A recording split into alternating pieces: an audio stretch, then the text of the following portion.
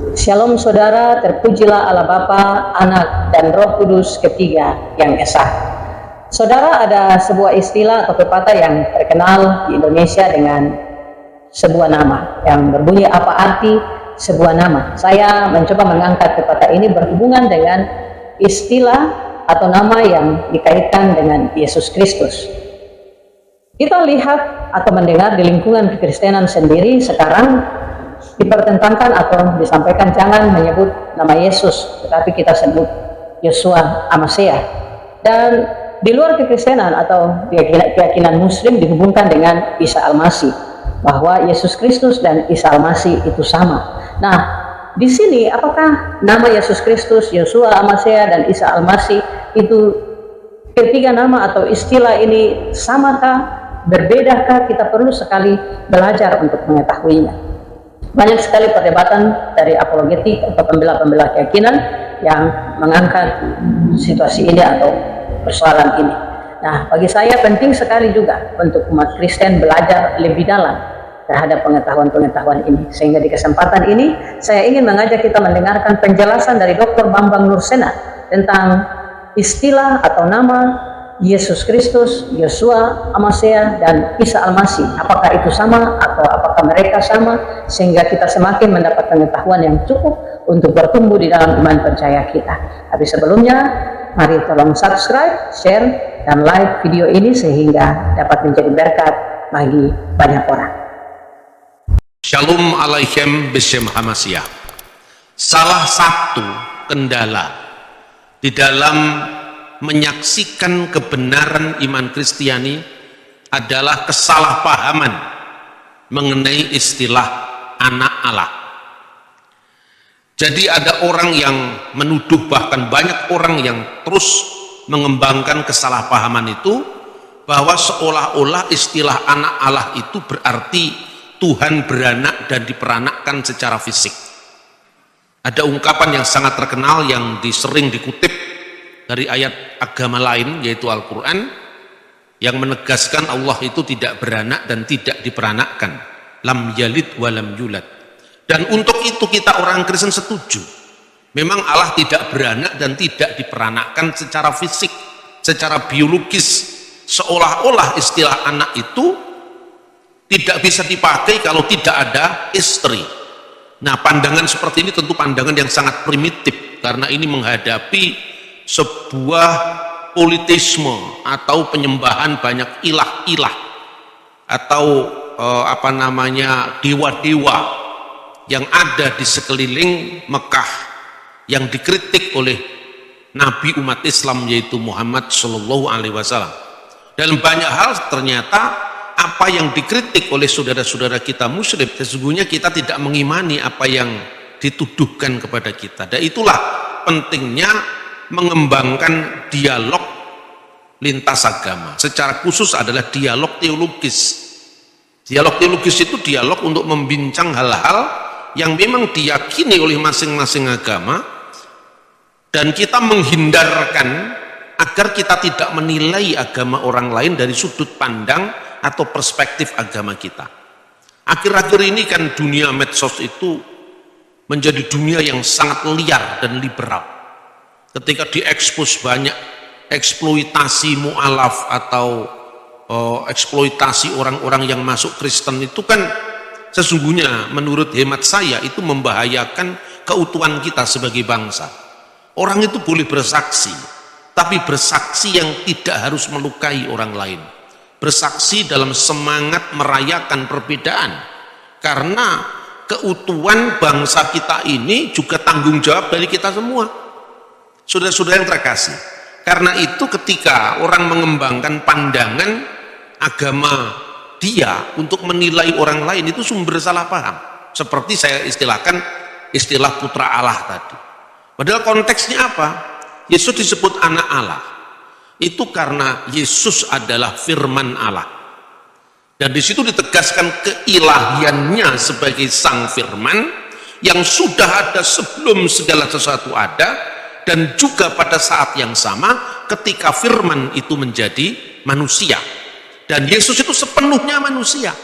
Maka yang lapar, yang haus, yang dicobai oleh iblis, yang mati, itu kemanusiaannya. Ayat Alkitab dengan jelas mengatakan Allah itu tidak bisa mati, bahkan dilihat pun tidak bisa, apalagi mati. Karena dalam ayat 18 dikatakan tidak seorang pun pernah melihat Allah. Tetapi anak tunggal Allah yang ada di pangkuan Bapa, dialah yang menyatakannya. Melalui turunnya firman menjadi manusia itu, maka Allah yang tidak kelihatan menjadi kelihatan dalam wujud nuzul atau inkarnasinya sang firman yang menjadi manusia. Inkarnasi itu hanya masuk dalam daging. Jadi firman itu telah menjadi manusia dan diam di antara kita, dan kita telah melihat kemuliaannya, yaitu kemuliaan yang diberikan kepadanya sebagai anak tunggal Bapa, penuh kasih karunia dan kebenaran. Jadi di sini ditegaskan Kristus sebagai firman itu sepenuhnya Allah, tetapi di dalam wujud inkarnasinya ketika menjadi manusia itu sepenuhnya manusia. Bedakan kata inkarnasi dengan reinkarnasi, ya. Kalau reinkarnasi itu artinya bahasa Jawa tumimbal lahir. Re itu kan kembali, ya. Tapi kalau inkarnasi itu artinya menjadi daging atau memasuki daging. Artinya firman yang tidak kelihatan, karena firman itu bersama-sama dengan Allah, firman itu pula yang menjadi manusia. Nah, saudara-saudara, di dalam bahasa aslinya, bahasa asli kitab suci itu adalah bahasa Yunani untuk perjanjian baru, dan bahasa Ibrani dan Aram untuk perjanjian lama. Bukan Arab, ya, Aram untuk perjanjian lama, namanya Biblical Aramaic. Misalnya kitab Daniel itu hampir separuh ditulis di dalam bahasa Aramaik, yang sebagian besar ditulis dalam bahasa Ibrani. Mulai dari zaman kitab Kejadian, ya, itu bagian dari kitab Taurat yang pertama, sampai kepada kitab-kitab yang lain yang berakhir di perjanjian lama itu adalah Maleaki. Saudara-saudara terkasih, kenapa perjanjian baru ditulis dalam bahasa Yunani? Karena ketika orang-orang Yahudi berada di diaspora itu di luar Holy Land, di luar tanah suci, secara khusus di Alexandria, Mesir, pada abad ketiga sebelum Masehi, maka Alkitab diterjemahkan dalam bahasa Yunani oleh orang Yahudi di Alexandria. Jadi Yunani itu bukan ciri khas Kristen saja, tapi ciri khas orang Yahudi diaspora, orang Yahudi yang ada di luar tanah suci. Nah, sejak saat itu kata Ibrani untuk firman, yaitu davar Elohim, diterjemahkan dengan logos tuteu. Jadi davar itu firman, Elohim itu Allah, diterjemahkan dengan logos tuteu.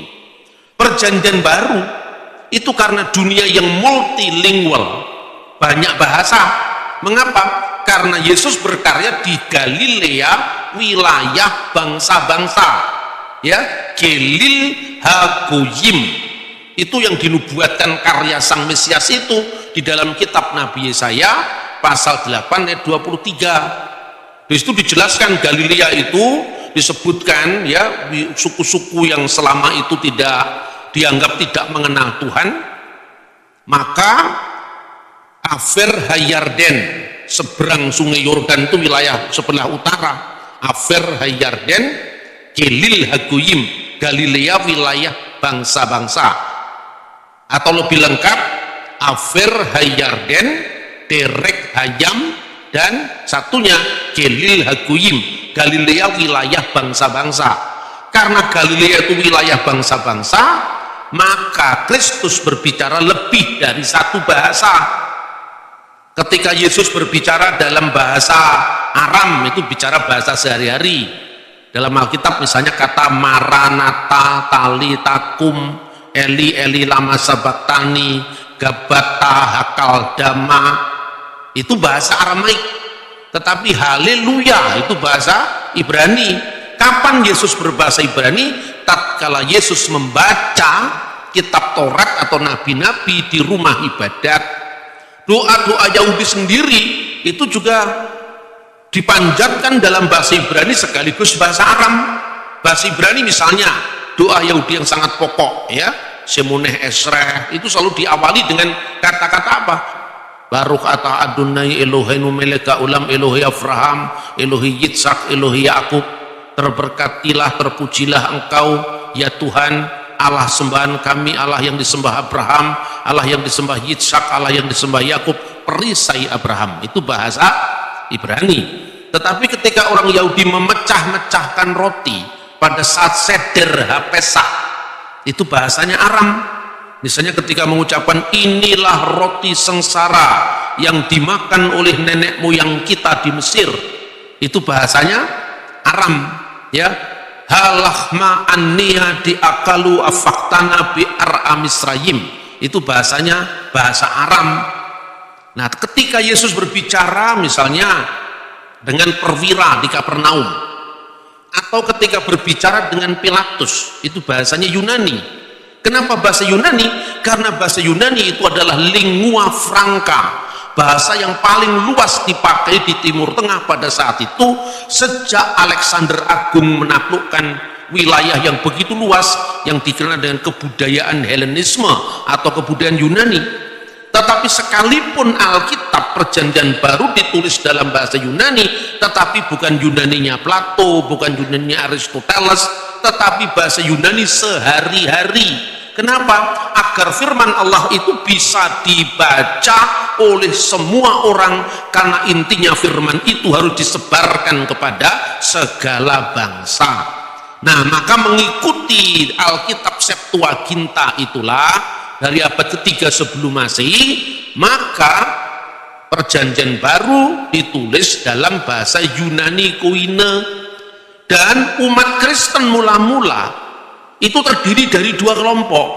Kelompok yang pertama Kristen yang berlatar belakang Yahudi, pusatnya di Yerusalem, pimpinannya adalah Yakobus saudara Kristus. Yang kedua Kristen yang ada di Antioquia. Untuk pertama kali disebut Kristen itu di Antioquia, itu kebudayaannya non Yahudi, Gentile, Goyim. Sebagian besar dari mereka bahasanya Yunani, selain bahasa Aram, selain kemudian bahasa Mesir kuno. Maka gereja kuno mewarisi keberagaman itu, karena Kristus memang berkarya mula-mula di Galil Hagoyim, Galilea, wilayah bangsa-bangsa. Kenapa saya sampaikan ini berulang-ulang? Kadang-kadang di anak-anak muda saya ngomong aja, mereka tidak ngerti, tetap udah saya ngomong, lama-lama kan ngerti. Sebab umat itu harus diberikan menu yang keras, bukan sekedar menu yang menghibur, nanti kemudian imannya serang orang, dia lemah, tidak bisa bertanggung jawab. Karena apa? Ke gereja yang dicari cuman berkat, ke gereja yang dicari cuman hal-hal yang sifatnya fisik. Padahal carilah dulu kerajaan Allah. Artinya fokus kita pada kerajaan Allah, yang lain-lain akan ditambahkan. Karena tambahan itu berarti bonus. Orang Kristen diberkati jadi orang kaya, boleh, tetapi itu bonus, bukan tujuan. Kalau kekayaan menjadi tujuan, Anda pergi ke Gunung Kawi saja, itu namanya teologi pesugihan. Dan yang seperti itu bukan Alkitab. Alkitab jelas-jelas mengatakan bahwa kita harus berakar, bertumbuh dalam iman dengan firman Tuhan. Nah, kembali kepada jemaat mula-mula tadi, dari kalangan orang-orang Kristen yang berasal dari Yahudi tadi masih dibagi dua. Orang-orang Yahudi yang berbahasa Yunani dan orang-orang Ibrani. Itu disebutkan dalam Kisah Rasul pasal 6 ayat 1. Orang-orang Yahudi yang berbahasa Yunani itu mulainya dari masa diaspora abad ketiga sebelum Masehi tadi, mereka berbicara dalam bahasa Yunani, termasuk di Yerusalem. Makanya Bet Knesset, rumah ibadah Yahudi, lebih dikenal dengan nama sinagoge. Sinagoge itu kan bahasa Yunani. Nah, ada banyak orang yang kemudian membatasi kekristenan itu hanya bahasa tertentu. Tidak boleh seperti itu. Kekristenan itu tidak bisa dibatasi hanya bahasa Ibrani. Kemudian kalau kita ngomong Yesus Kristus tidak sah, mestinya Yeshua HaMashiach. Itu hanya bagian kecil dari kekristenan. Makanya ada kekristenan yang dari Antioquia itu jelas berasal dari budaya bukan Yahudi, sementara yang di Yerusalem itu orang Yahudi yang berbahasa Yunani dan orang Ibrani. orang Ibrani itu sehari-harinya bahasa Aram. Bahasa Aram itu disebut Ibrani tutur, khususnya dialek Galilea. Makanya ketika Petrus mau menyangkal Yesus, orang-orang di sekelilingnya mengerti itu pasti kamu salah seorang dari muridnya, itu tampak dari logat bahasamu. Kenapa logat bahasanya orang Galilea itu mudah ditandai? Kayak Anda kalau orang Solo, bahasa Indonesia aja kan mudah ditandai. Lain kalau orang Ambon berbahasa Indonesia kan kelihatan itu beta pung istri katanya. Kalau orang Solo kan kui bojoku mas, itu kan itu istri saya, bahasanya kan medok sekali. Tapi kalau orang Ambon itu beta pung istri katanya gitu kan. Nah ini hal-hal yang kadang-kadang soal-soal kebudayaan, soal-soal sejarah yang kadang-kadang tidak kita pahami. Begitu nanti ada YouTuber ya pura-pura pinter bahasa Ibrani, Kristennya bingung padahal itu sebetulnya hafalan seperti itu. Ini sering terjadi saudara. Karena itu saya selalu dalam menyampaikan firman Tuhan itu selalu ya keras dalam pengertian apa supaya kita tidak kagetan. Nah sekarang dalam teks asli dari Injil Yohanes pasal 1 itu berbunyi begini, en arki in ho logos, pada mulanya adalah logos, ki ho logos in prostonteon, dan logos itu bersama-sama dengan Allah, ki theos in ho logos, dan Allah sendirilah firman itu. Nah kata logos itu kemudian dipersoalkan orang lagi. Wah ini bukti bahwa iman Kristen itu mengambil dari filsafat kafir, filsafat pagan, Helenisme. Karena kekristenan itu sesungguhnya bukan ajaran Yesus, tetapi ajaran Paulus. Nah, itu yang orang yang mulutnya tajam sekali tapi tidak ada isinya itu sering muncul itu di dunia medsos kan. Pertama, orang tidak paham bahwa istilah logos itu sudah dipakai ya di Alexandria abad ketiga sebelum Masehi sebagai terjemahan Alkitab Perjanjian Lama. Yang menerjemahkan pun bukan orang Kristen, karena Kristen belum muncul saat itu. Yang menerjemahkan orang-orang Yahudi diaspora. Dan kata logos dipersoalkan, tapi kata Isa, ya, kata Yahya itu nggak dipersoalkan. Lah apa kira-kira kalau kata logos dipersoalkan? Nah logos kan ada di abad pertama pada zaman Yesus. Tapi kata Isa kan nggak ada abad pertama di zaman Yesus. Masa ada orang Yahudi namanya Isa? Ya toh? Coba pikirkan sekarang dengan kepala dingin tapi dengan apa jujur sekarang. Ada nggak kira-kira orang Jawa namanya Michael Jackson di abad 10? Nggak ada pasti itu. Kalau Anda tahu namanya orang Jawa di abad ke-10 itu Anda baca prasasti Balitung itu tahun 907. Si Galigi Mawayang buat yang Macarita Bima Yakumara. Galigi itu nama orang, memainkan wayang, bercerita tentang Bima ketika masih muda, akhirnya jadi cerita Dewa Ruci itu, Bima Suci itu abad ke-10. Dia nama orang Galigi Mamuk Mabanyol, Mamuk Banyol, namanya orang Mamuk Galigi Kicaka.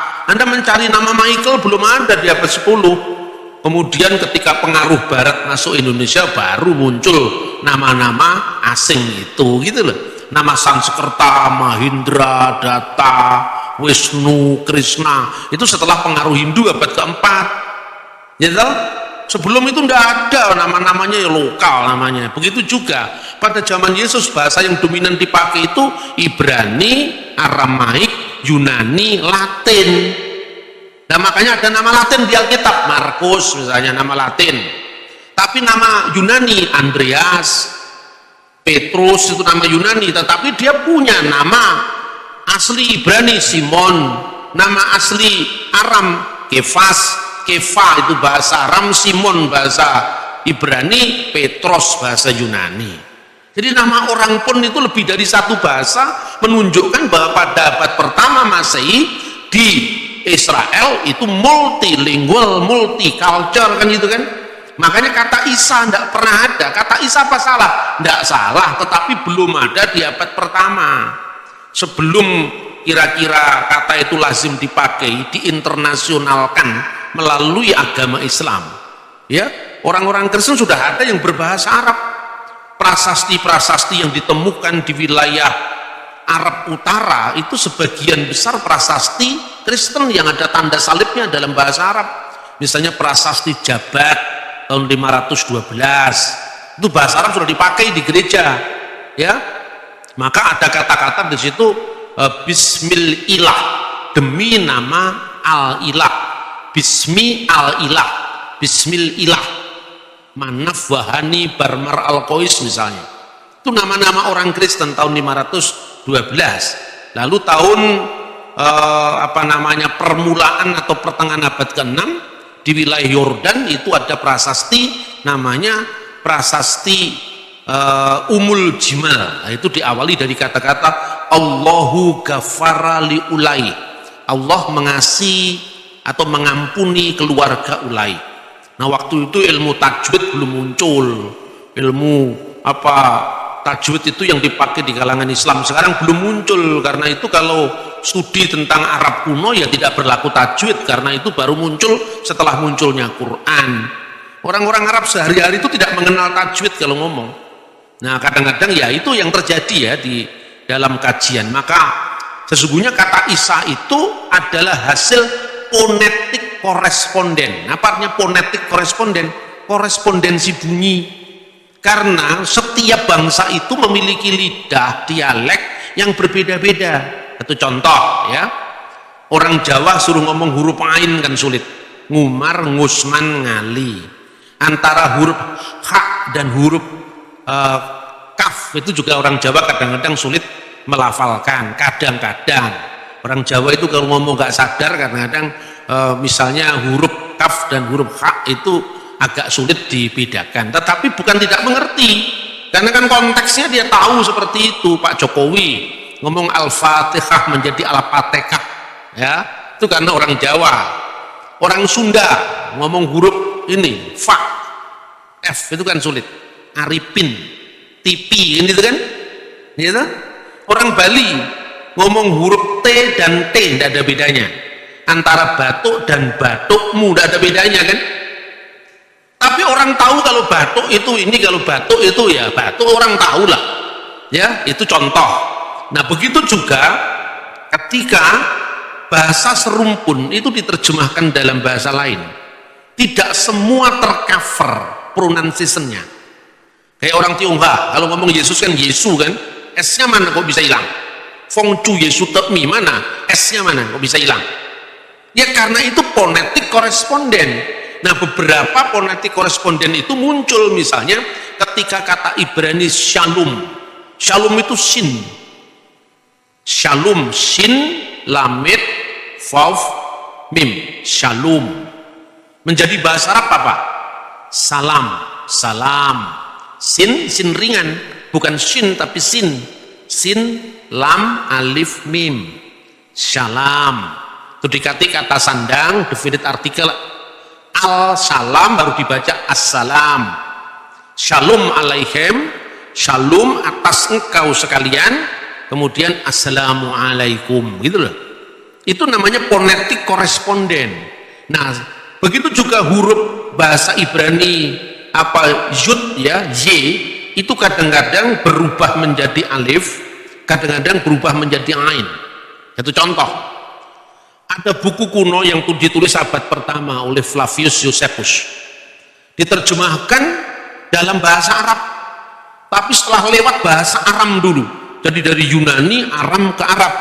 Itu tercatat pertama terjemahan tulisan sejarawan Flavius Josephus oleh seorang yang bernama Mikail al-Suryani. Mikail al-Suryani itu bapak gereja ortodoks Syria. Nah, teksnya itu kemudian diterjemahkan kemudian dalam bahasa Arab yang disebut dengan Kitab Al-Unwan, karya Josephus yang bicara tentang penyalipan Yesus. Di situ pada zaman itu hidup seorang atau telah hidup seorang laki-laki bijaksana namanya Yesus. Diterjemahkan apa?